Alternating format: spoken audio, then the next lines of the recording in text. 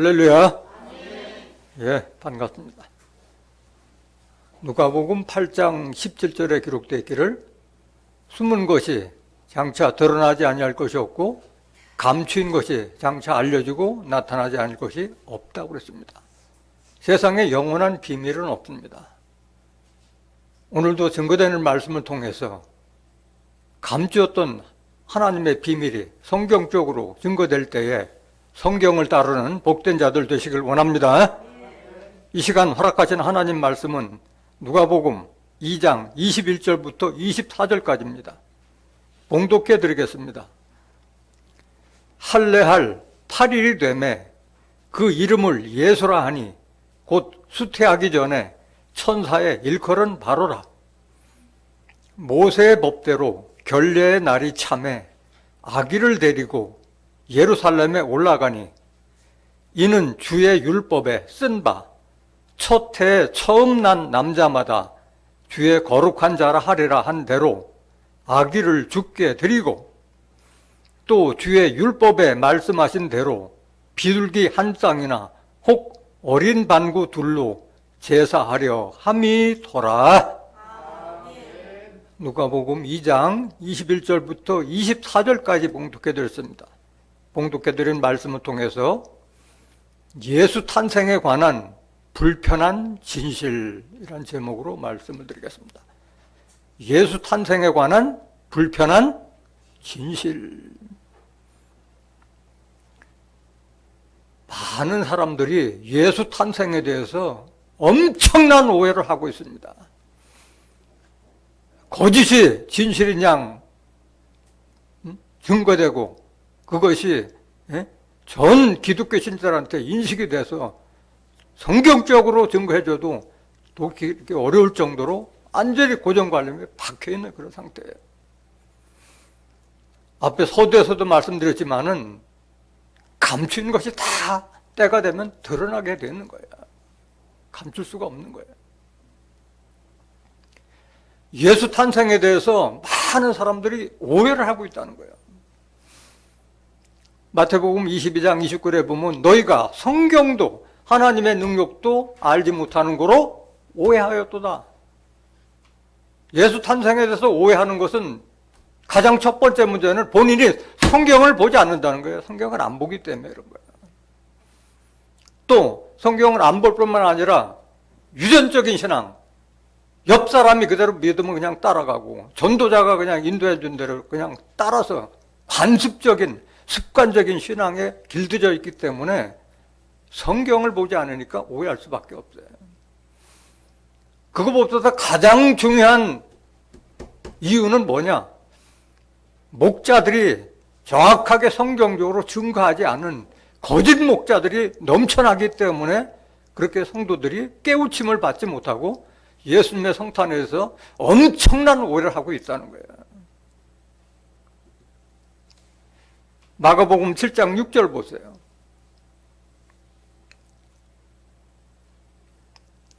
가라사대 이사야가 너희 외식하는 자에 대하여 잘 예언하였도다. 기록하였으되 이 백성이 입술로는 나를 존경하되 마음은 내게서 멀도다. 입으로는 주여 주여 하나님 외치지만은 거칠에만 하고 하나님의 말씀과 섭리에 대해서는 알지 못한다는 거예요. 7절 보세요. 사람의 계명으로 교훈을 삼아 가르치니 나를 헛되이 경배하는도다 하였느니라. 예수님이 그 율법을 믿는 유대인들에게 질책한 말씀이에요. 이 말씀이 하나님을 잘 믿는다고 했는데도 사람의 계명으로 가르치는 율법적인 교훈을 삼아 가르치니까 하나님을 헛되이 경배한다고 질책한 말씀이에요. 8절. 너희가 하나님의 계명은 버리고 뭘 지키느니라? 사람의 유전을 지키고 있는 거예요. 사람의 유전을 지키고 이 성경 말씀, 하나님의 뜻과 섭리가 담긴 이 성경 말씀은 도외시한다는 거예요. 관심 없어요. 알려고도 하지 않고. 9절.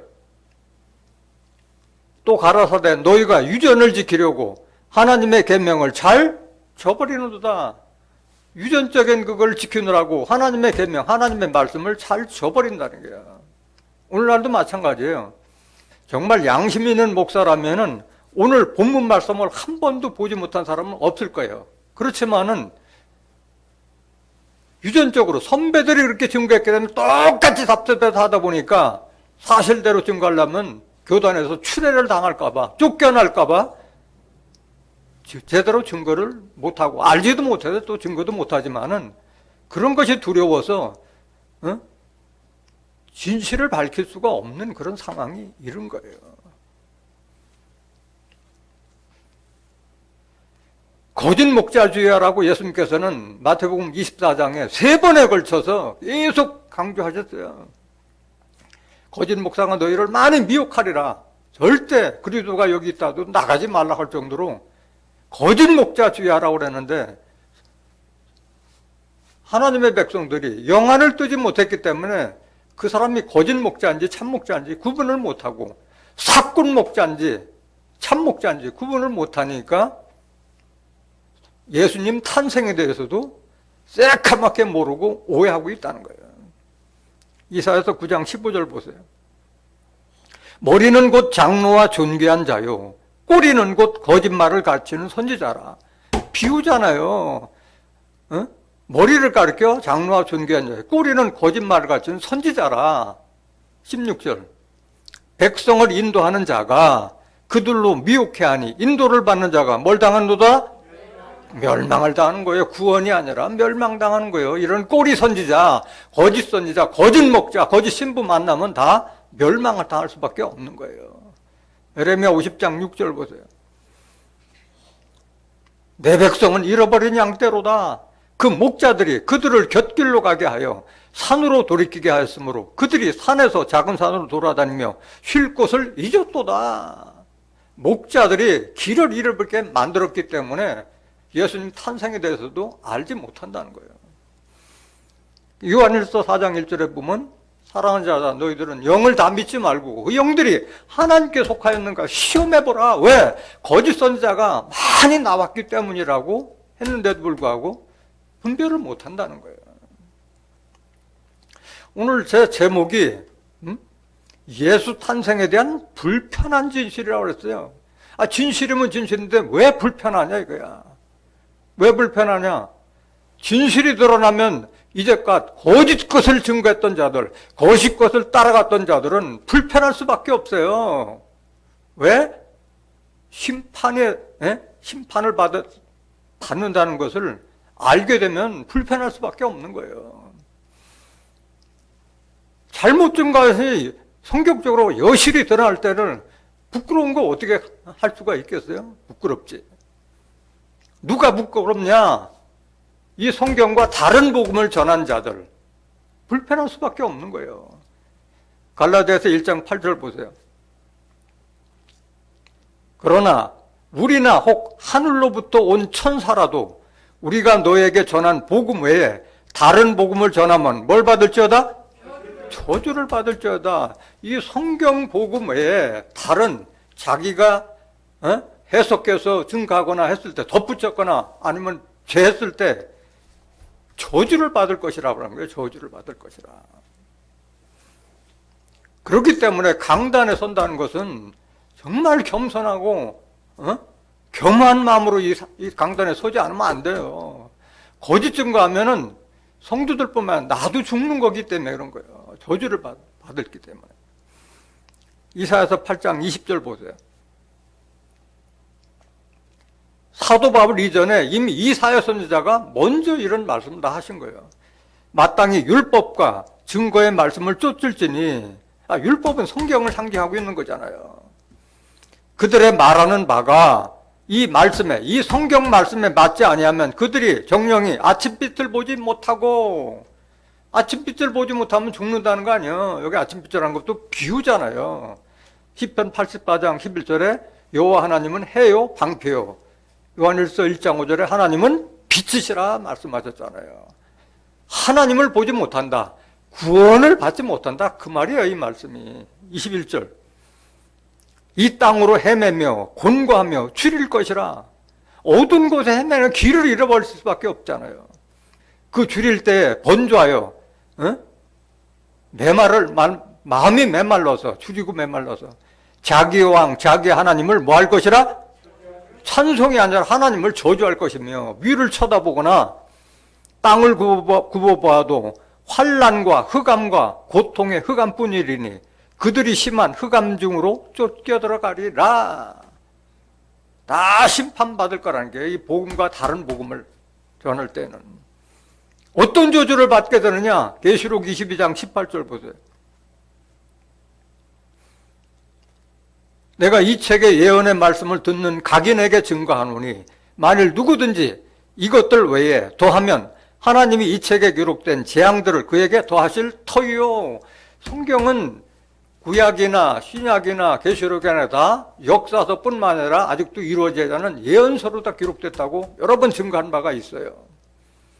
이 예언의 말씀을 더한다는 것은 자기 사견을 들어서 자기가 뭐 연구하고 뭐 꿈에 뭘 봤다 해가지고 사족을 붙여서 했을 때는 이 책에 기록된 모든 재앙을 그에게 더할 것이라는 이런 저주를 받게 된다는 거예요. 19절. 만일 누구든지 이 책의 예언의 말씀에서 제하여버리면, 제한다는 것은 뺀다는 거예요. 뺀다는 것은 모른다는 거잖아요. 하나님이 이 책에 기록된 생명나무와 및 거룩한 성의 참미함을 제하여버리시리라. 지난주 설교, 저지난번에 설교에 생명나무와 선악을 나무에 대해서 자세히 증거드렸잖아요. 지혜를 가진 자는 복되도다. 그가 곧 생명나무라고 말씀드렸잖아요. 생명나무의 실과를 따먹었을 때 영생에 이른다고 말씀드렸잖아요. 영생하지 못한다는 거예요. 거룩한 성, 새 예루살렘에 참여하지 못한다는 거예요. 제해버리면. 계시록 21장 2절부터 4절에 내려오는 그 새 예루살렘 성에 참여함을 제하해버린다는 거예요. 그럼 가장 중요한 예수님 믿고 하나님 믿고 성경을 믿는 자들이 받을 축복을 받지 못한다는 거잖아요. 그래서 불편하다는 거예요. 불편하더라도 진실이더라면 성경을 따르는 자 되시길 원합니다. 왜 그러냐? 법대로 경계하지 않으면 면류관이 없다고 그랬어요. 디모데 후서 2장 5절 보세요. 경계하는 자가 법대로 경계하지 아니하면 면류관을 얻지 못할 것이며, 이거는 경계하는 자를 빙자해서 하나님 믿는 자들이 성경 말씀대로 신앙하지 않으면 축복을 받지 못한다는 말이에요. 비유잖아요, 비유. 우리가 하나님 믿고 예수님 믿고 또 교회 와서 말씀 듣는 것은 가장 중요한 목적이 영생이잖아요. 요한복음 17장 3절에 기록되어 있기를 영생은 유일하신 참 하나님과 그의 보내신 자 예수 그리스도를 아는 것이에요. 아는 것. 믿는 것이 아니라 아는 것이에요. 알았을 때 그게 참 믿음이 되는 거지. 하나님이 어떤 분인지를 모르고 예수님도 어떤 분인지도 모르고 맹목적으로 나 하나님 믿습니다, 예수 믿습니다. 그건 믿는 게 아닌 거예요. 입으로만 믿는 것이지 그 말씀을 믿는 것이 아니잖아요. 요한복음 1장 1절에 하나님은 뭘로 계시다? 말씀으로 계시다고 말씀하셨잖아요. 말씀을 알았을 때, 영으로 계신 하나님, 말씀으로 계신 하나님을 알았을 때 하나님을 알게 되는 거예요. 요한복음 5장 39절에도 너희가 성경에서 영생을 얻는 줄 생각하고 성경을 상고하거니와 이 성경이 곧 내게 대하여 예수에 대하여 증거하는 것이로다. 성경을 알았을 때 예수를 아는 것이고 하나님을 아는 것이고 그게 바로 영생의 길인 줄 믿습니다. 우리가 예수님을 안다고 했을 때 예수 이름 두자 안다, 그게 예수 아는 것이 아니에요. 예수를 안다는 것은 성경에 기록된 예수님의 탄생에 대해서, 예수님의 십자가에 대해서, 예수님의 부활에 대해서, 예수님의 승천에 대해서, 예수님의 재림에 대해서 깨달았을 때 그때 예수를 안다고 할 수가 있는 거예요. 나머지는 모른더라도 예수님 탄생에는 제대로 알아야 될 거 아니야. 탄생부터도 거짓 것을 진실로 믿고 있으면은 어떻게 부활과 승천과 재림에 섭리를 알겠느냐 이거야. 오늘 이 설교 제목을 선정한 것은 다음 주 일요일 12월 25일은 전 세계 기독교 천주교인들이 다 예수님 탄생일로 알고 있는 성탄절이잖아요. 그거 오해하고 있다는 거예요. 오해하고 있다는 거예요. 결론적으로 말하면 12월 25일은 예수님 탄생일이 아니라는 거예요. 성경적으로. 아니라는 건데. 근데 그렇게 다 믿고 있다는 거예요. 믿고 있다는 거예요. 왜 그렇게 믿고 있어요? 성경을 보지 않고 유전적인 신앙으로 답습하는 신앙이 반복되다 보니까 12월 25일은 뭐 예수님 성탄일로 당연한 것이라고 해서 알아보거나 궁금하게 생각하지도 않은 거예요. 성경을 안 보니까 궁금한 의문점도 없었던 거고. 성탄절 제정에 대해서 근거는 가장 근본적인 게 기독교 대백과서단에 잘 나와 있지만 거기까지 안 찾아보더라도 인터넷에서 성탄절에 대한 제정에 대한 유래를 여러분들이 쳐보면은 여러 가지 설이 나와 있어요. 그런데 정설이라고 볼 수 있는 것은 AD 350년경, AD라는 것은 예수님 사후 350년이 지난 후에 로마의 주교 줄리어스 1세가 12월 25일로 정했다는 것이 정설로 볼 수가 있는 거예요. 그 외에도 뭐 여러 가지 설이 있지만은 그것은 중요한 것이 아니고 그만큼 예수님의 그 탄생일은 예수님 사후 350년 후에서나 제정하게 이르렀다는 거예요. 왜냐하면 유대인들은 예수님을 하나님의 아들로 인정을 안 했잖아요. 믿지도 않았잖아요. 이게 기독교가 전파돼서 그 로마에 교황청이 생겨서 거기서부터 제정해서 그 예수님의 성탄절이 시작된 거잖아요. 아이러니하잖아요. 본국에서는 그거 예수를 믿지도 않았는데 이스라엘을 지배했던 로마에서 예수님의 탄생일을 정했다는 거 아니에요.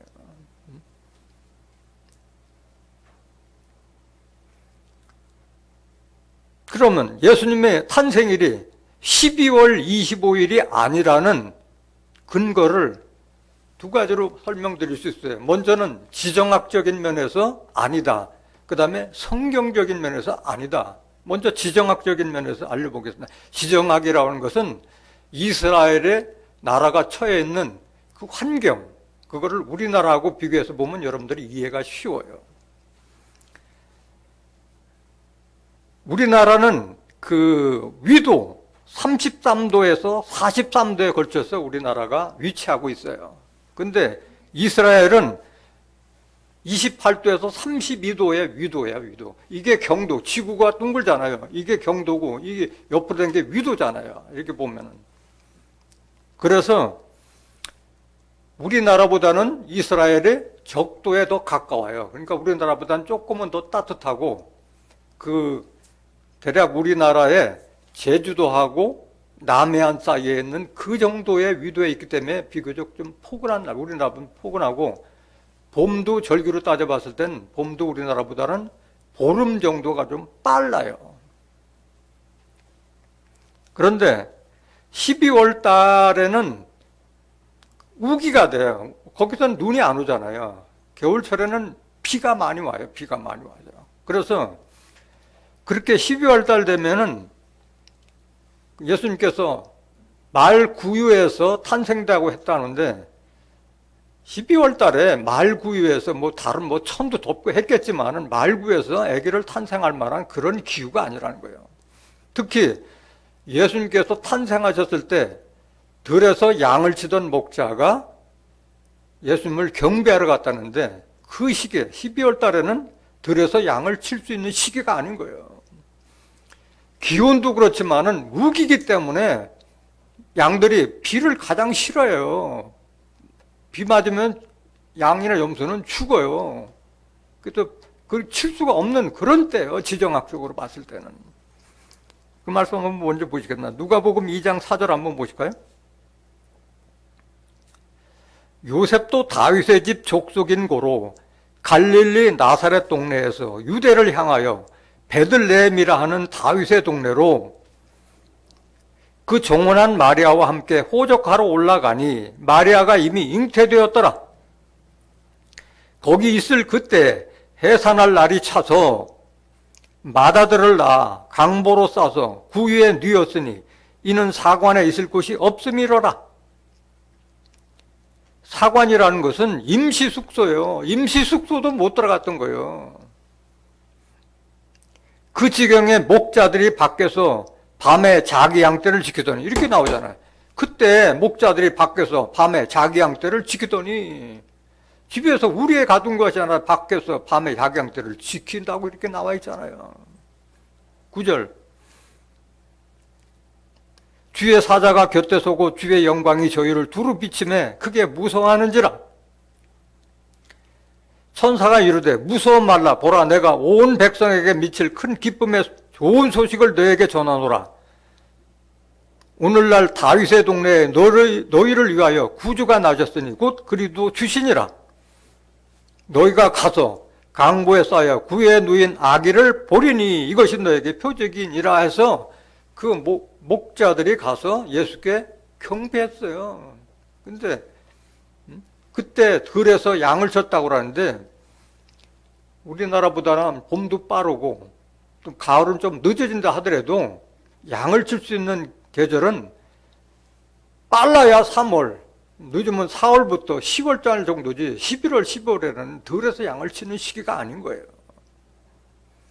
이거는 중요한 것이 아니에요. 성경적이 아니기 때문에. 성경은 성경이지만은 정확하게 그거 가지고 예수님이 12월, 25일에 탄생되지 않았다고 할 수는 없어요.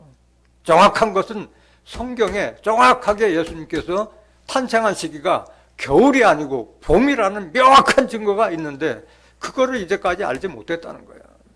그게 어디에 있느냐? 오늘 읽어드린 본문에 그 핵심 성구가 들어있는 거예요. 오늘 본문 말씀 보시겠습니다. 누가복음 2장 21절.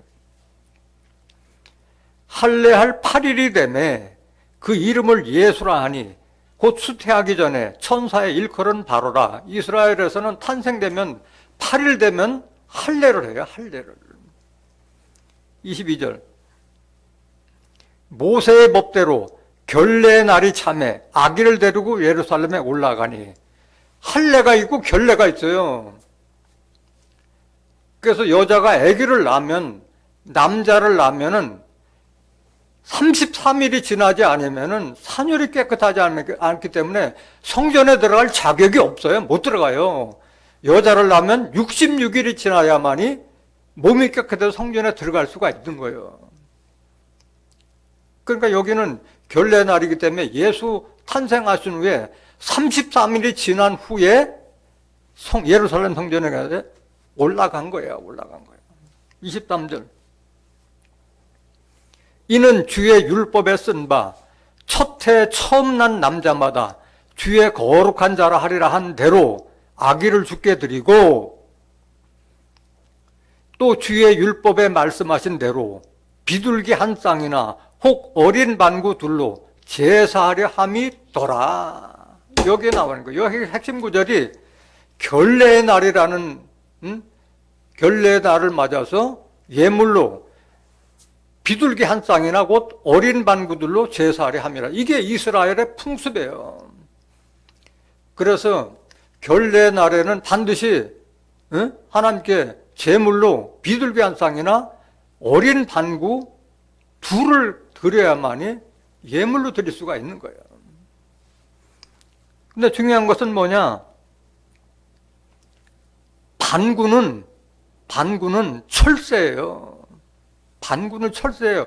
우리나라에 제비가 봄에 날아오듯이 반구도 철새예요. 반구, 두루미, 제비 다 철새예요. 자기 기온에 맞는 곳을 찾아가서 생활하기 때문에 철새예요.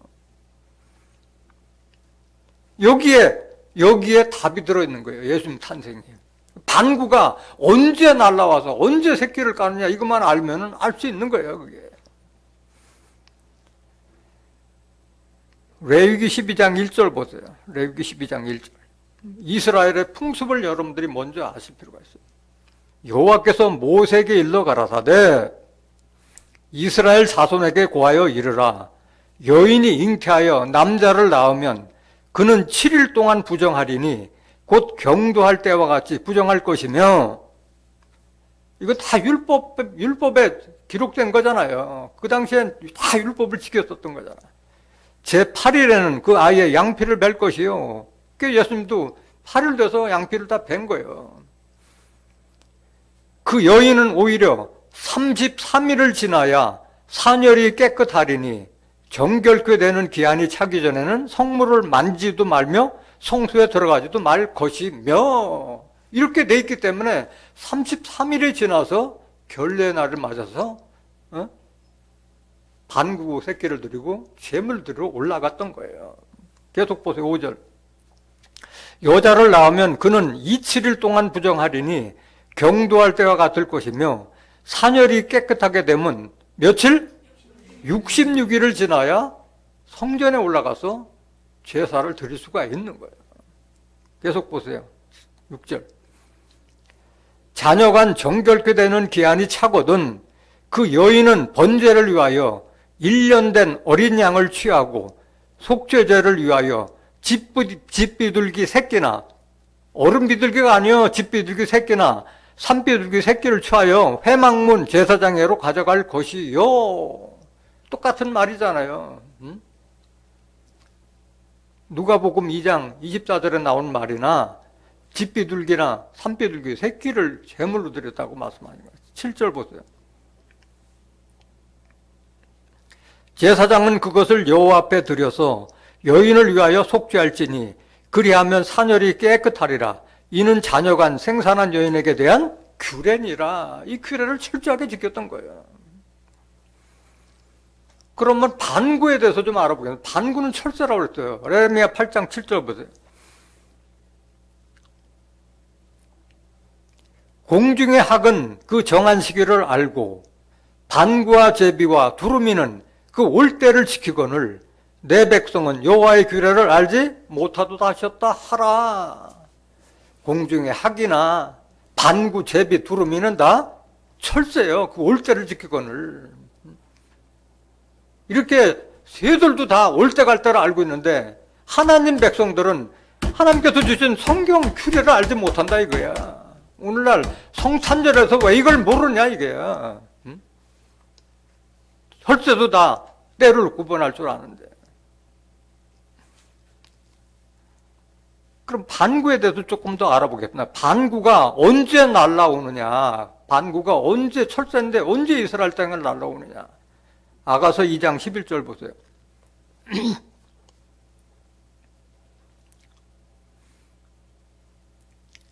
겨울도 지나고 비도 그쳤고, 뭐가 지났어요? 겨울도 지나고 비도 그치고. 겨울에 거긴 비가 오는 거예요. 우기예요. 우리나라 눈이 오듯이 거긴 비가 오는 거예요. 12절. 지면에는 뭐가 피고? 꽃이 피고. 새 노래 갈 때가 이러는. 지면에 꽃이 필 때는 봄이잖아요. 겨울에 꽃이 피는 게 아니잖아요. 반구의 소리가 우리 땅에 들리는구나. 봄철에 반구가 날라와서 소리를 들 수가 있는 거예요. 계속 보세요. 13절. 무화과 나무에는 뭐가 익었고? 푸른 열매가 익었고, 포도나무는 꽃이 피어 향기를 토하는구나. 나의 사랑, 나의 어여쁜 자야, 일어나서 함께 가자. 여러분들 포도나무 우리나라에 몇 월 달 정도 펴요? 그 5월 되고, 5월, 6월 돼서 이렇게 피잖아요, 포도나무가. 우리보다 좀 더 빠르다고 그랬잖아요. 14절 보세요. 반구는 철새예요, 철새. 바위 틈 낭떠러지 은밀한 곳에 있는 나의 비둘기야. 반구를 거기서는 산비둘기로 불렀어요, 이스라엘들은. 바위 틈 낭떠러지 은밀한 곳에 집을 짓는 거예요. 나의 비둘기야, 나로 네 얼굴을 보게 하라. 내 소리를 듣게 하라. 네 소리는 부드럽고 내 얼굴은 아름답구나. 그래서 예수님 탄생하신 때는 겨울이 아니고 분명한 봄인 줄 믿습니다. 봄은 봄인데 대략 어느 때냐, 때를 대략적으로 산출할 수가 있어요. 3월 달에 반구세가 날아오면, 우리나라보다는 조금 더 빠르기 때문에, 봄이 빠르기 때문에 3월 초에 날아오면은 알을 낳으면은 통상 새 종류는 작은 생류 종류는 닭이나 이런 거 봤을 때는 3주면 부활해요. 3주면은 21일 정도면 부활을 해요. 좀 더 큰 새는 좀 더 오래 걸린 것도 있는데 다 3주면 다 부활해요. 그러면 3월 말이나 4월 초에 부활해서 새끼가 나면 새끼가 자라야 될 거 아니야. 그 날개도 안 나고 털도 안 난 그 뻘구덩이를 그 새끼를 제물로 드리진 않잖아요. 닭을 통상 출하할 때 보면은 부화한 후에 40일이 돼야만이 처음으로 삼계탕으로 나가요. 40일은 커야지 그래도 구실을 할 수 있는 거예요. 예물을 들 수 있는. 그러면 3월 말에부터 40일 지나면 약 5월 중순이 되는 거예요. 5월 중순에. 그때 무화과 열매가 맺히고 그 다음에 포도나무에 꽃이 핀다고 그랬는데 그때 반구 소리가 들린다고 그런 거예요. 그러면 결례의 날이었기 때문에 예수님의 탄생 결례 날 때 비둘기나 산비둘기로 제사를 드렸는데 예수님은 탄생일을 따진다면은 33일을 빼야 되잖아요. 5월 중순에서 33일 정도를 빼보면은 대략 4월 중순이 되는 거예요. 4월 중순. 4월 중순쯤으로 알 수 있는 거예요. 그런데 4월 중순에는 예수님의 무슨 절기가 또 있어요? 부활절기가 4월 중순, 3월 말에서 4월 중순 왔다 갔다 하잖아요. 그런데 계시록 22장 13절에 보면 나는 알파와 오메가요. 처음과 나중이요. 시작과 끝이라. 하나님의 섭리로 봤을 때는 처음과 나중, 시작과 끝을 봤을 때는 예수님의 탄생일과 예수님의 부활과는 많은 인과관계가 있다고 우리가 유추 해석해 볼 수가 있는 거예요. 정확하게 그렇다는 것은 아니고 유추해 볼 수 있다는 거예요. 그런데 중요한 것은 이 예수님의 성탄절도 AD 350년경에 로마 주교가 정했듯이 부활절도 마찬가지예요. 부활절도 AD 325년에 그러니까 그 성탄절보다 부활절이 먼저 제정이 됐어요. AD 325년 종교 니케아 화의에서 그게 부활절이 제정이 됐던 거예요. 부활절이 제정된 것은 그것도 여러 가지 설이 있어요. 그거는 여러분들이 인터넷에 가서 들어보면 다 알 수가 있는 거예요. 어떻게 제정됐다는 것은. 그것도 여러 설이 많아요. 그것이 중요한 것이 아니라 중요한 것은 지금 현재 우리나라 기독교나 천주교가 부활절을 어떻게 지키느냐 그게 중요한 건데 부활절도 성탄절보다 더 엉터리 부활절을 지키고 있다는 거예요. 내년도 부활절이 언제인지도 몰라. 목사도 모르고 성도들을 아는 사람은 없어. 거의 없어. 왜? 왜 몰라요? 매년 바뀌기 때문에 매년 3월 말에서부터 4월 중순까지 매년 부활절이 다르다는 그 자체도 모르고 있고 왜 그렇게 바뀌게 되는 것도 알지도 못하고 그게 우리 지금 기독교와 천주교인들이 지키는 부활절이라는 거예요.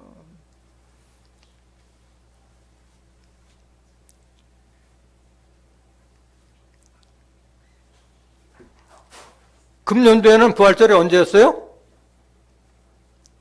금년도에는 언제였어요? 4월 17일 날. 금년도가 제대로 지킨 거야, 금년도가. 내년도는 언제요? 없지 않은 사람이. 내년도 2023년도에는 4월 9일이에요. 4월 9일. 2024년도는 언제냐? 3월 31일. 이렇게 매년 달라지는 거예요. 3월 말에서 4월 중순까지 계속 바뀌는 거예요. 왜 바뀌는지도 몰라.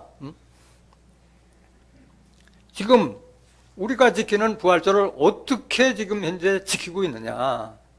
로마 교황청에서 지킨 거잖아요. 정한 거잖아요. 어떻게 지켰느냐.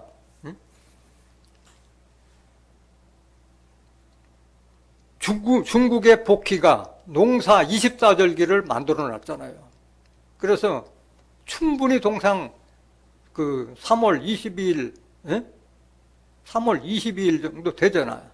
춘분을 기준으로 해서 춘분이 지나고 나서 보름달이 지난 후에 가장 먼저 돌아오는 주일을 부활절로 지키다 보니까 매년 바뀌는 거예요. 그거를 모르고 있어요, 사람들이. 아니 근데 예수님 탄생을 기준으로 해서 서력기원이 생겼는데 거기에 웬 중국의 복희가 정한 춘불이 들어가며 하나님은 다 해를 기준으로 해서 하는데 달을 기준으로 하고 보름달이 지나고 나서 첫 주일로 지키는. 아니 부활하신 날을 탄생일이나 부활날은 제 날짜 지켜야지. 예수님 성탄일은 12월 25일로 정하고 어떻게 부활절은 주일을 부활절로 지키느냐 이거예요. 주일에 맞추기 때문에 그런 거예요. 이런 부활절이 어디 있어요? 석가모니 탄생도 정확하게 음력 4월 초 8일이라고 딱 명확하게 다 세상 부처 안 믿는 사람도 알고 있는데 정작 기독교 천주교 신자들은 부활절이 언제인지도 알지도 못하고 있는 그런 부활절을 지금 지키고 있는 거예요.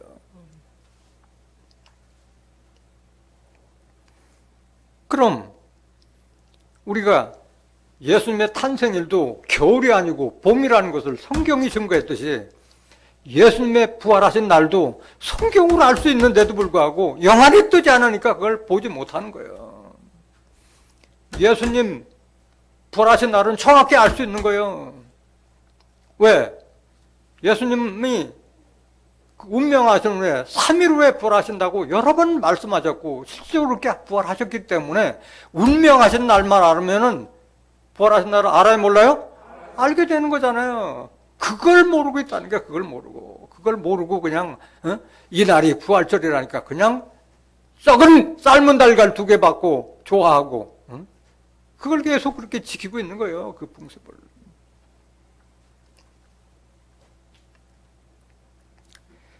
예수님 부활하신 날을 한번 성경적으로 확인해 보겠습니다. 마태복음 26장 1절 보세요.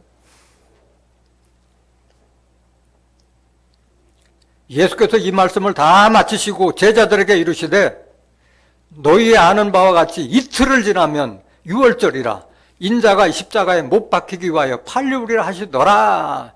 예수님께서 유월절 만찬 마치고 난 다음에 겟세마네 동산에 가서 기도하다가 가룟 유다가 데리고 온 그 율법사 바리새인들 대제사장 장로들에게 붙들려 가서 심판받고 그 다음에 닭이 꽃게올 하루 지나서 그 이후에 십자가에 달렸던 거 아니겠어요?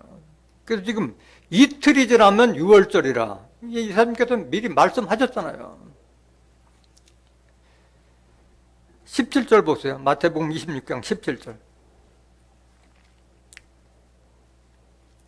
무교절의 첫날에 제자들이 예수께 나와서 가로되 유월절 잡수실 것을 우리가 어디서 예비하기를 원하시나이까? 가라사대 성한 아무에게 가서 이르되 선생님 말씀이 내 때가 가까웠으니 내 제자들과 함께 유월절을 네 집에서 지키겠다 하시더라 하라 하신대 제자들이 예수의 시키신 대로 하여 유월절을 예비하였더라. 이렇게 유월절이 예비가 된 거예요. 유월절이 예비된 거예요. 57절.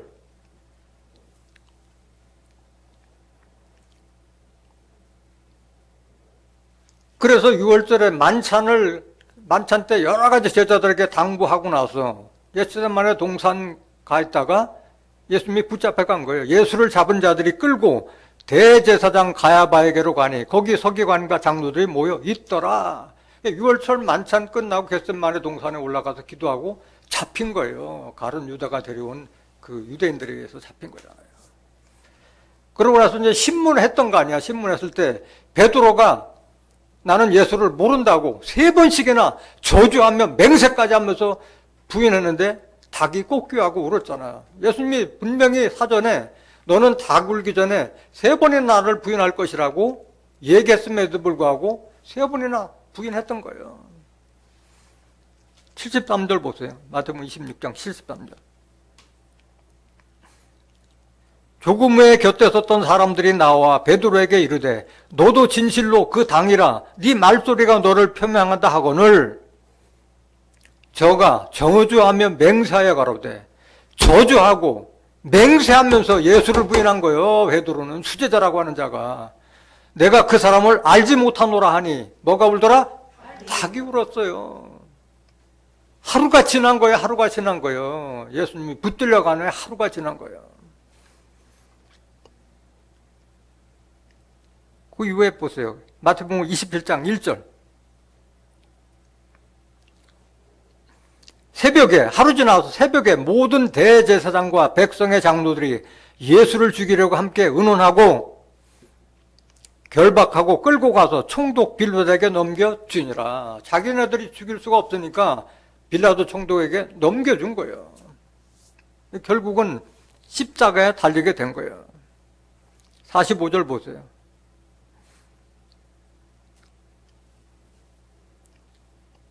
제6시로부터 온 땅에 어둠이 임하여 제9시까지 계속하더니 제9시 즈음에 예수께서 크게 소리질러 가라사대 엘리 엘리 라마 사박다니 하시니 이는 곧 나의 하나님 나의 하나님 어찌하여 나를 버리셨나이까 하는 뜻이라.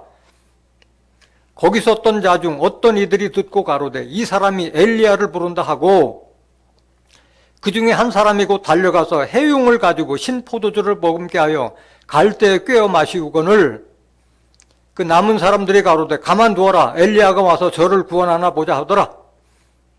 예수께서 다시 크게 소리지시고 영원히 떠나시다. 그래서 6월절 만찬 끝나고 잡히시고 가서 그 이튿날에 십자가에 달려가서 운명하셨던 거예요. 고린도전서 5장 7절 한번 보세요. 너희는 누룩 없는 자인데 새 덩어리가 되기 위하여 묵은 누룩을 내어버리라. 우리의 유월절 양 곧 그리스도께서 희생이 되셨느니라. 예수님은 유월절 양으로 희생된다고 한 줄 믿습니다.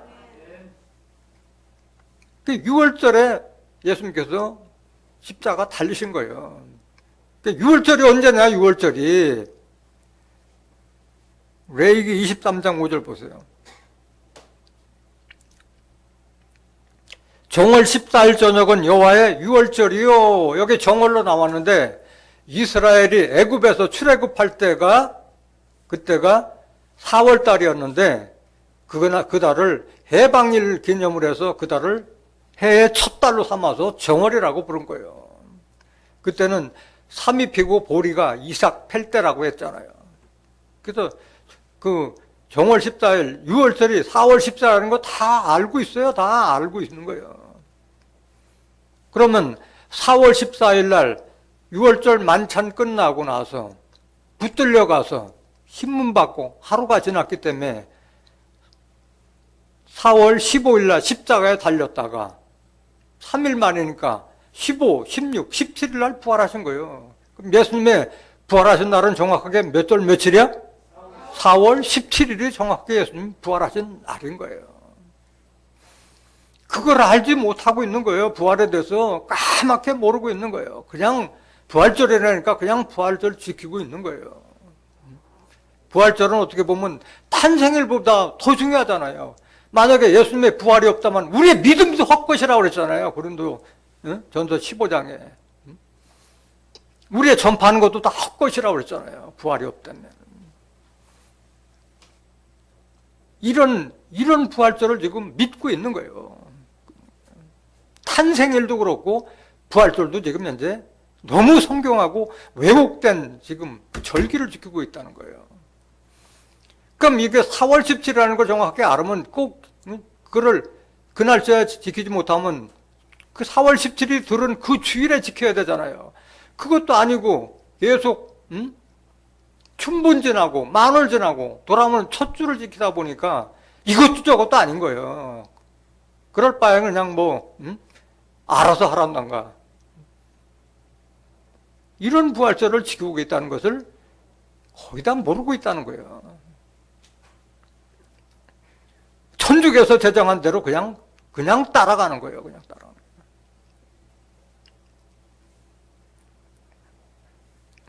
또 뭐를 오해하고 있느냐? 예수님 탄생에서 뭘 오해했느냐? 많은 사람들이 사도신경을 아무런 의심 없이 계속 그거를 왜라고 하니까 그걸 왜다 보니까 예수님을 외아들로도 알고 있어요. 외아들로. 너무 안타까운 거예요. 예수님을 외아들로 알고 있어요. 남동생이 4명, 여동생이 2명 있었다는 사실을 모르고 있는 거예요. 누가복음 2장 1절 보세요. 이때 가이사 아구스도가 영을 내려 천하로 다 호족하라 하였으니, 이건 뭐예요?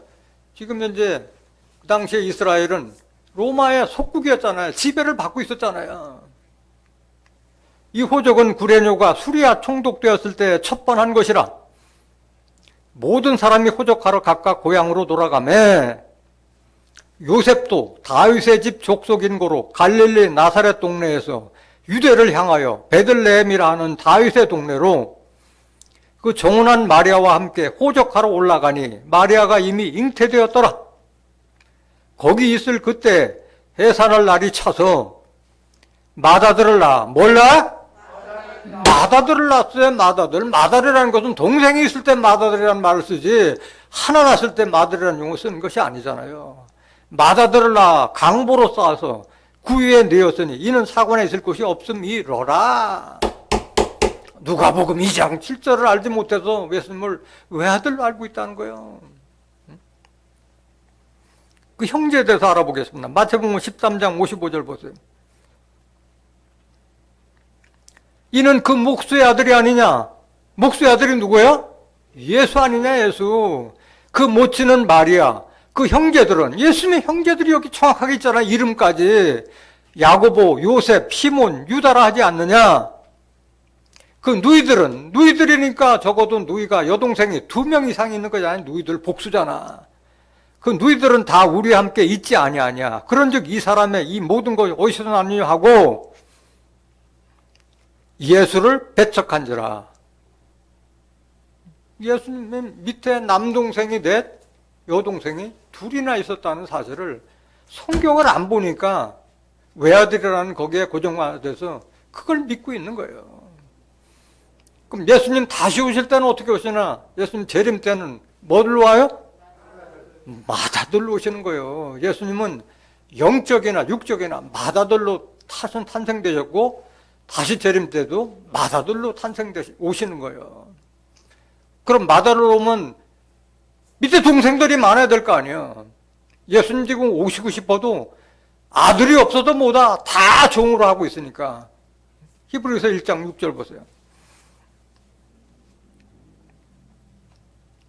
또 맏아들을 이끌어 세상에 다시 들어오게 하실 때에 하나님의 모든 천사가 저에게 경배할지어다 말씀하시며 다시 오실 때도 맏아들로 오시는 거예요. 그래서 이 땅에 영적인 아들들을 많이 양산할 것을 이미 하나님께서 작정해서 정한 사람으로 하여금 예수님의 형상 닮게 하기 위해서 정하셨다고 말씀하셨어요. 로마서 8장 29절 보세요.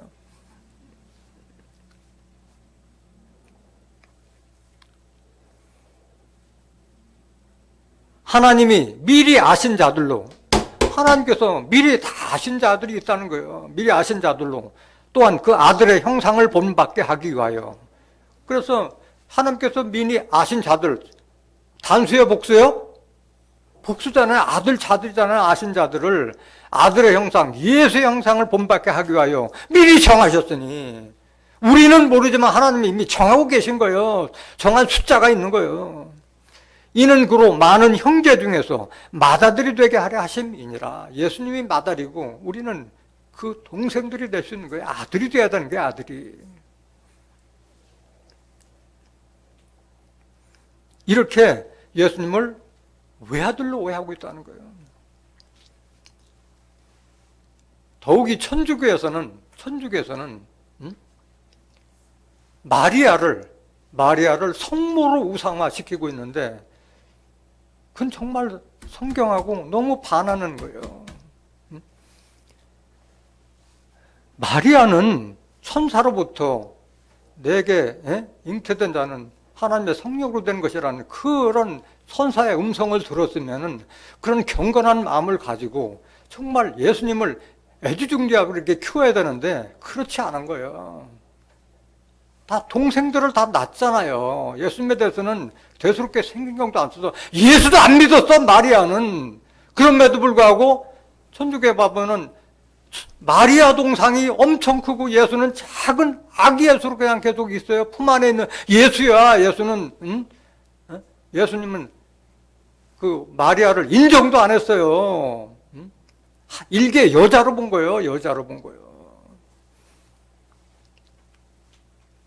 더군다나 그들은 천주교에서는 십자가에다가 그 예수님 십자가에 달린 예수만 거론하는 게 목매야 돼요. 예수님은 부활하셔도 지금 승천에서도 하나님 보좌 우편에 계시는데 그 형상만 들고 있는 거예요. 예수님보다도 마리아 동상이 우선인 거예요. 먼저 마리아에 대해서 한번 알아보셔야 돼요. 마리아가 어떤 사람이었는가. 누가복음 2장 42절 보세요. 동생들 때문에 맞아들인 예수가 성전에 남아있는 것도 모르고 집으로 간 여자가 마리아예요. 예수께서 12살 될 때에, 몇 살 때?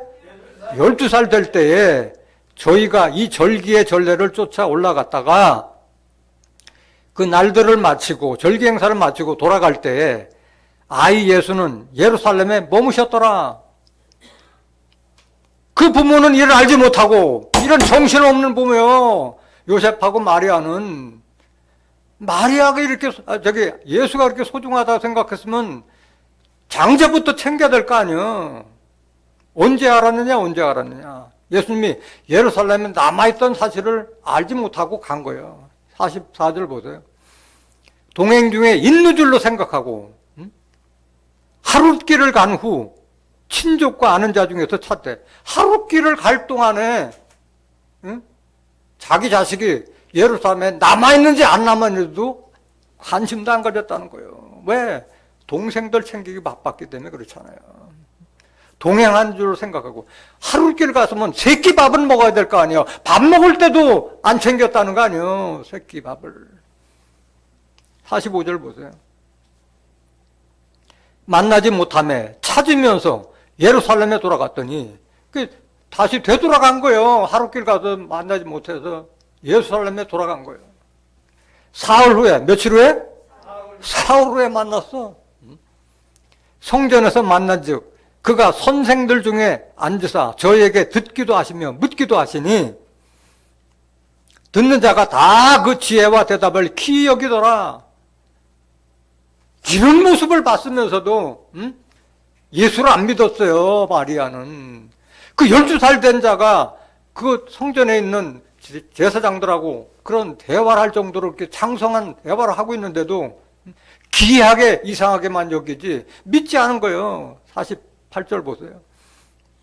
그 부모가 보고 놀라며 그 모친은 가로되 아이야 어찌하여 우리에게 이렇게 하였느냐. 누구 탓으로 돌리는 거예요? 애 탓으로 돌리는 거예요. 12살에게. 보라 네 아버지와 내가 근심하여 너를 찾아노라. 누가 찾아야 돼? 12살이면 부모가 챙겨야지. 12살 보고 지금 책망하고 있잖아요. 49절. 예수께서 가라사대 어찌하여 나를 찾으셨나이까? 내가 내 아버지 집에 있어야 될 줄 알지 못하니까 하시니. 이게 봐. 12살 된 예수님이 내가 하나님의 아들로서 예루살렘 성전에 있을 줄 알질 못하냐고 책망하는 거잖아요. 자식이. 마리아는 그러면 안 되잖아요. 마리아는 천사의 음성 다 듣고 엘리사벳으로도 다 그런 얘기까지 들었던 그 마리아가 예수님에 대해서는 그냥 똑같은 자식 새끼로 다 본 거예요. 50절 보세요. 양친이 그 하신 말씀을 깨닫지 못하더라. 무슨 말인지도 몰라 그렇게 한 거죠. 예수님이 한 말이 내가 아버지 집에 있어야 될 것을 알지 못하네. 그 말귀도 몰라듣는 거예요. 마리아는. 그런 여자를 지금 성모라여서 예수보다도 더 우상화시키고 믿고 있잖아요. 예수님이 마리아와 동생들은 인정하지 않았어요. 마태복음 12장 46절 보세요. 예수께서 무리에게 말씀하실 때에 그 모친과 동생들이 예수께 말하려고 밖에 섰더니 한 사람이 예수께 여짜오되 보소서 당신의 모친과 동생들이 당신께 말하려고 밖에 섰나이다 하니 말하던 사람에게 대답하여 가라사대 누가 내 모친이며 내 동생들이냐 하시고 손을 내밀어 제자들을 가리켜 가라사대 나의 모친과 나의 동생들을 보라. 자기 제자들보다도 자기 예수를 믿지 않는 모친과 동생들을 배척했어요. 예수님은 50절 누구든지 하늘에 계신 내 아버지의 뜻대로 하는 자가 내 형제요 자매요 모친이라 하셨어요. 한 말씀 더 보시겠습니다. 누가복음 11장 27절 보세요.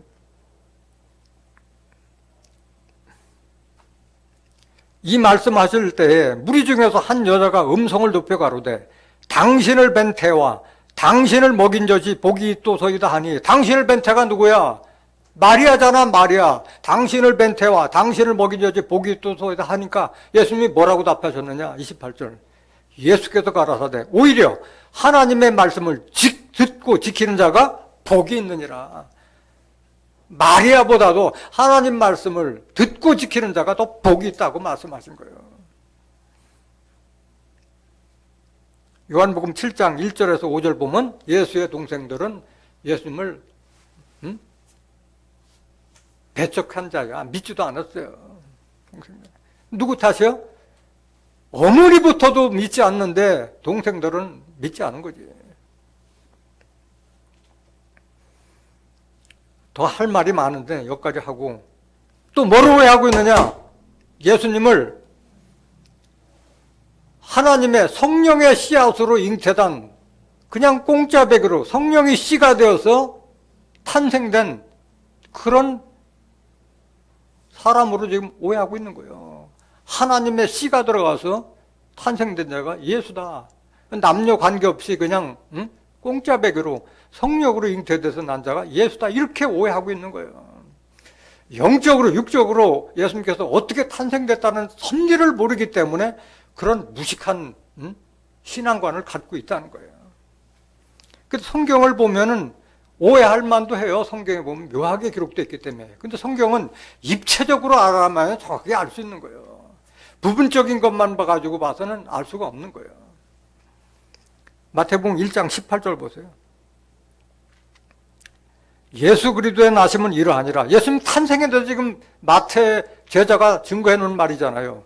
그 모친 마리아가 요셉과 정혼하고 동거하기 전에 성령으로 잉태된 것이 나타났더니 이걸 보고 성령으로 잉태됐다. 성령으로라는 것은 행위나 동작을 말하는 것이 그게 씨가 된 것이 아니에요. 성령으로라는 것은 어떤 행위나 동작, 성령으로 말미암아 이런 뜻인 거예요. 19절 그 남편 요셉은 의로운 사람이라 저를 드러내지 아니하고 가만히 끊고자 하여 이 일을 생각할 때 뒤에 사자가 현몽하여 가로되 다윗의 자손 요셉아 네 아내 마리아 데려오기를 무서워 말라. 지금 현재 사자는 마리아를 뭐라고 불러요?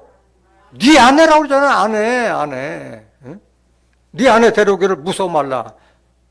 아내라는 것은 이미 정혼한 사람을 아내라고 부르는 거잖아요. 저에게 잉태된 자는 성령으로 된 것이나 성령으로 말미암아 잉태된 것이다 이거야. 계속 보세요. 21절 아들을 낳으리니 이름을 예수라 하라. 이는 그가 자기 백성을 저희 죄에서 구원할 자이심이라 하니라.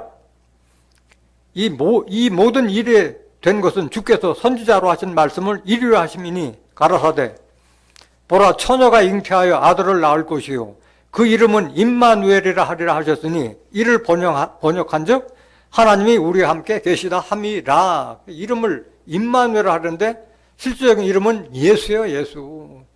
우리를 죄에서 해방할 자라는 예수로 하고 다른 임마누엘이라는 것은 하나님이 우리와 함께 계시다 하는 그런 뜻인 거예요. 성령으로 잉태된 것이라는 것에 오해를 하고 있는 거예요. 누가복음을 한 번 더 보시겠습니다. 누가복음 1장 27절 다윗의 자손 요셉이라 하는 사람과 정혼한 처녀에게 이르니 그 처녀의 이름은 마리아라. 그에게 들어가 가로되 은혜를 받은 자여 평안할지어다 주께서 너와 함께 하시도다 하니 처녀가 그 말을 듣고 놀라 이런 인사가 어찌함인고 생각하며 천사가 일러 가로되 마리아여 무서워 말라 네가 하나님께 은혜를 얻었느니라. 보라 내가 수태하여 아들을 낳으리니 그 이름을 뭐라? 예수라라. 수태라는 것은 정자와 난자가 결합했을 때 그 수태라고 하는 거예요. 계속 보세요. 저가 큰 자가 되고 지극히 높이 내 아들이라 일컬을 것이요 주 하나님께서 그 조상 다윗의 위를 저에게 주시리니 영원히 야곱의 집에 왕노로 사실 것이며 그 나라가 무궁하리라. 마리아가 천사에게 말하되 나는 사내를 알지 못하니 어찌 이 일이 있으리까? 천사가 대답하여 가로되 성령이 내게 임하시고 뭐가 임하시고? 성령이 내게 임하시고 지극히 높이신 하나님의 능력이 너를 덮으시리니 이름으로 나실 바 거룩한 자는 하나님의 아들이라 일컬으리라. 성령이 내게 임하시고 지극히 높으신 하나님의 능력이 너를 덮었기 때문에 너희들은 알지 못하더라도 수태에서 난 자식이라 이 말이에요. 이 말은 뭐예요? 하나님의 능력이 너를 덮었다고 하는 것은 이거를 이해하기 위해서는 롯이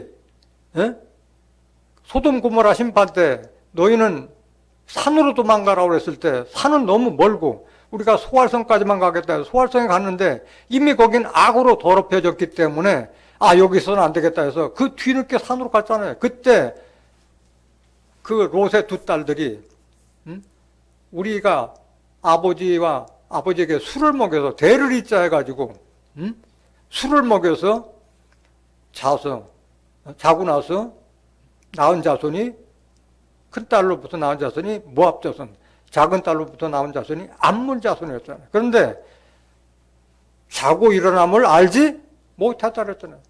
술을 먹였다 해도 자기 딸하고 잠자리를 같이 했다는데 알지 못했다. 그와 마찬가지라는 거예요. 성령으로 덮었기 때문에 본인은 몰랐지만은 그게 수태돼서 낫다고 한 그 말씀인 거예요.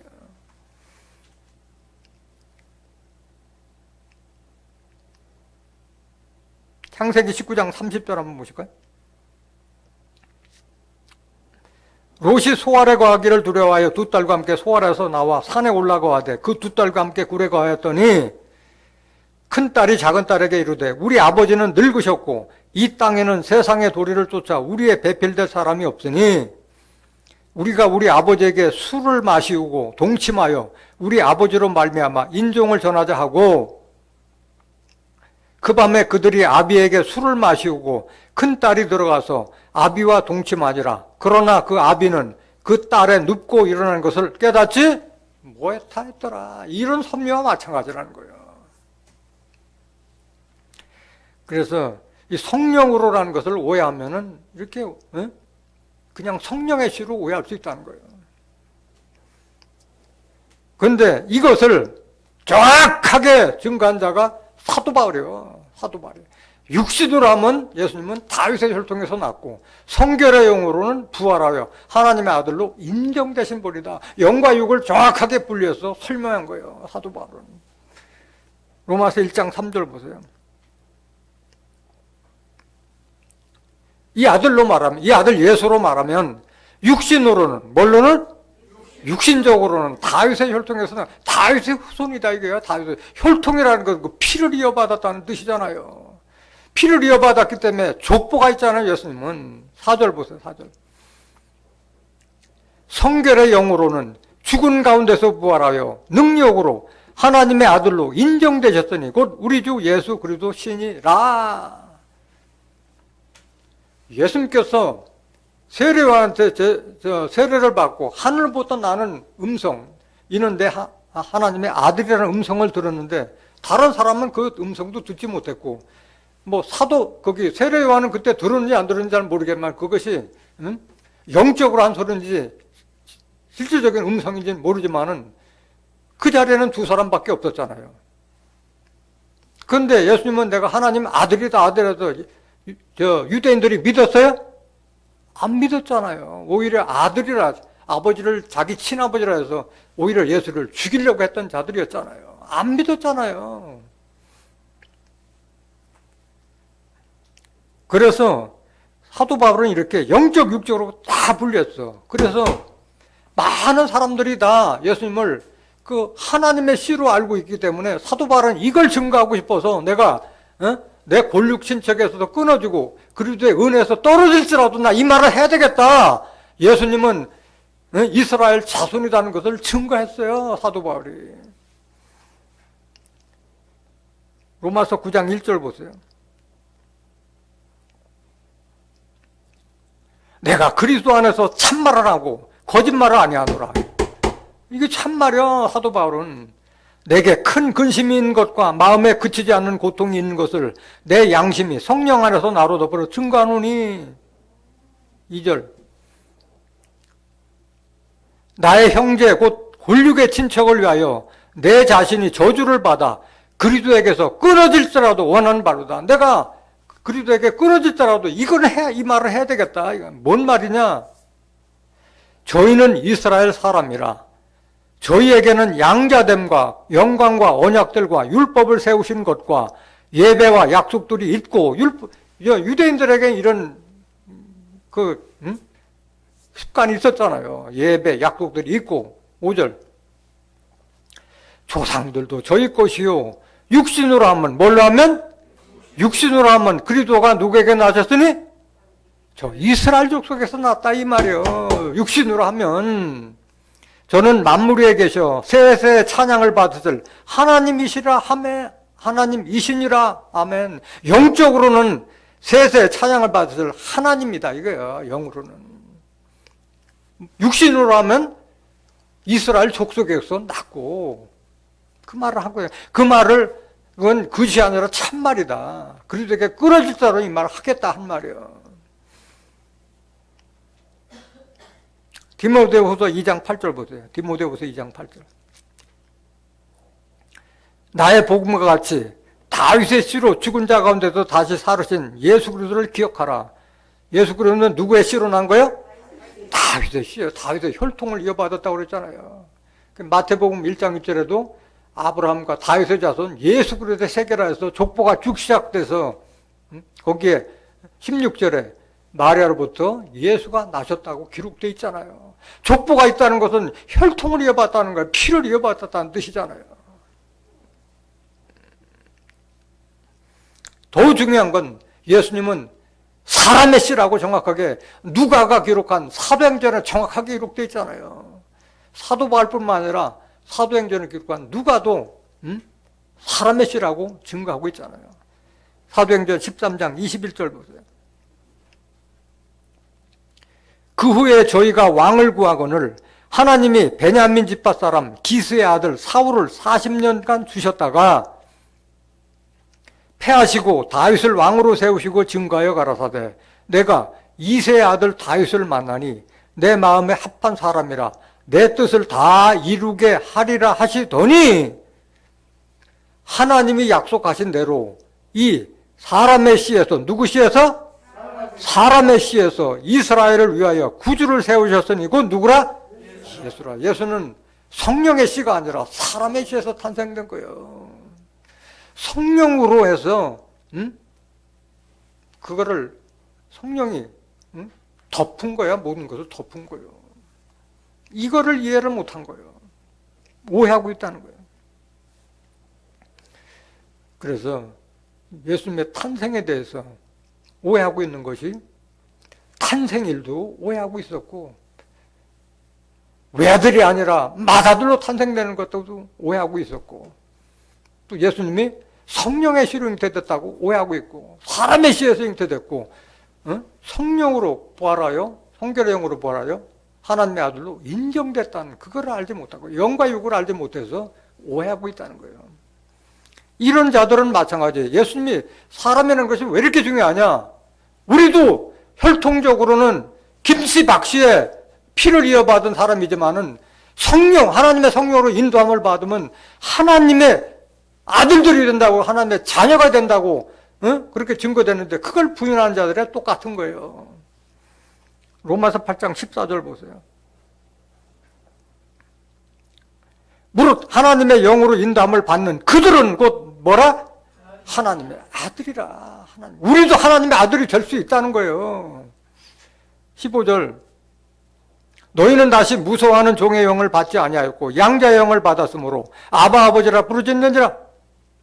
성령이 친히 우리 영으로 더불어 우리가 하나님의 자녀인 것을 증거하시나니, 자녀이면 우리가 하나님의 자녀이면 또한 후사 곧 하나님의 후사요 그리스도와 함께 한 후사니 우리가 그와 함께 영광을 받기 위하여 고난도 함께 받아야 될 것이니라. 이것도 믿지 않는 자들이에요. 그러니까 다 종이라고 하고 있는 거잖아요. 하나님 믿고 예수님 믿으면서도 이 말씀을 알지 못하기 때문에 하나님 아들하면 예수님밖에 없어요. 우리가 곧 하나님의 아들이 된다는 사실을 알지 못한다는 거예요. 갈라디아서 4장 3절 한 번 더 보세요. 이와 같이 우리도 어렸을 때 이 세상 초등학문 율법 아래에 있어서 종노릇하였더니 때가 참에 하나님이 그 아들을 보내사 여자에게서 나게 하시고 율법 아래 나게 하신 것은 율법에서 우리를 빼낸 거예요. 율법 아래 있는 자들을 속량하시고 대속물로 주고, 예수님을 대속물로 주고 우리를 빼내시고 우리로 무슨 명분? 아들의 명분을 얻게 하려 하심이라. 아들의 명분을 받았다는 걸 알지 못하니까 종이라고 하는 거예요. 6절 너희가 아들인 고로 하나님이 그 아들의 영을 우리 마음 가운데 보내사 아바 아버지라 부르게 하셨느니라. 그러므로 네가 이후로는 종이 아니오 뭐요? 아들이니 아들이면 하나님의 말만 유업을 이을 자니라. 이런 걸 부인하는 자들이 예수님 탄생이나 이거에 대해서도 알지 못하기 때문에 그럴 거예요. 하나님께로 난 자는 뭐냐? 진리의 말씀으로 거듭난 자를 말하는 거예요. 야고보서 1장 18절 보세요. 그가 그 조물 중에 우리로 한 천열매가 되게 하시려고 자기의 뜻을 쫓아 진리의 말씀으로 우리를 낳으셨느니라. 이렇게 우리가 진리의 말씀으로 낳았을 때 우리가 하나님의 아들이 될 수 있고 사람 가운데 천열매로 추수될 수 있는 줄 믿습니다. 마지막 구절 에베소서 4장 13절 우리가 다 하나님의 아들을 믿는 것과 아는 일에 하나가 돼요. 믿는 건 잘하지만 아는 일을 알질 못하기 때문에 하나가 될 수가 없는 게 아는 일이에요. 온전한 사람을 이루어요. 믿는 것과 아는 것이 하나가 됐을 때 온전한 사람을 이룰 수가 있는 거예요. 그리스도의 장성한 분량이 충만한 데까지 이르리니 이는 우리가 이제부터 어린아이가 되지 아니하여 사람의 꾀슬과 간사한 유혹에 빠져 모든 교훈의 풍조에 밀려 요동치 않게 하려 함이라. 그러니까 이걸 알지만 그리스도까지 장성한 자가 되지 못하니까 예수님 탄생에 대해서도 부활에 대해서도 알지 못한다는 거야. 여러분들은 그리스도의 장성한 분량까지 자라야 할 줄 믿습니다. 15절 오직 사랑 안에서 참된 것을 하여 범사에 그에게까지 자랄지라. 그는 머리니 곧 그리스도라. 그래서 여러분들이 교회에 나오는 것은 여러분들이 그리스도의 장성한 분량까지 자라기 위해서 나오는 거예요. 오늘 이 말씀을 깨달은 여러분들은 증거되는 말씀을 통해서 예수님 아들을 믿는 것과 아는 것이 하나가 되어서 온전한 사람을 이루고 그리스도의 장성한 분량까지 자라서 이 땅에 그리스도의 나라가 이루어질 때 그리스도와 함께 나라를 다스리는 하나님의 후사가 되시기를 예수님의 이름을 간절히 축원합니다. 말씀 마치겠습니다.